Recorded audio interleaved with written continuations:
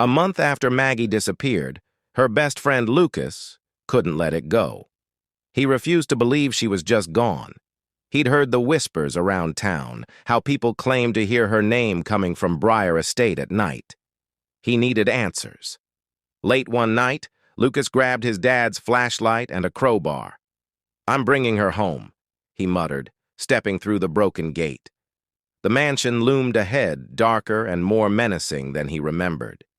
Inside, the air felt heavier, colder. "Maggie?"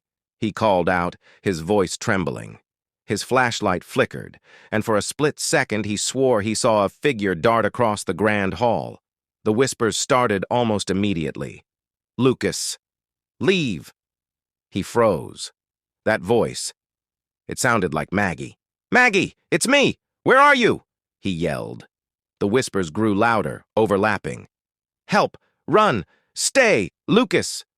He followed the sound deeper into the mansion, past crumbling walls and piles of debris. At the end of a narrow hallway, he saw something glowing faintly, a phone lying in the dust. Maggie's phone. He picked it up and the screen lit up. A video was open. Shaking hands, he hit play. The video showed Maggie's face, her eyes wide with terror. She was running, whispering into the camera. "It's not the house. It's the shadows. They're alive. The video cut out with a scream.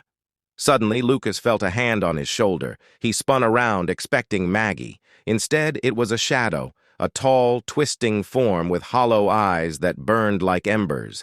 It whispered in a distorted voice, "You shouldn't have come." He swung the crowbar, but it passed right through the figure. The shadows around him came alive, writhing and reaching out. He ran, clutching the phone, the whispers chasing him. He reached the grand hall, but the doors wouldn't budge. The whispers turned to screams, and Maggie's voice rang out louder than ever. "Go! Jump through the window!" Without thinking, Lucas hurled himself through the glass, landing hard on the cold ground outside. When he looked back, the mansion was silent again, its windows dark and empty. Maggie's phone was still in his hand. On its screen was a new message. "Don't come back."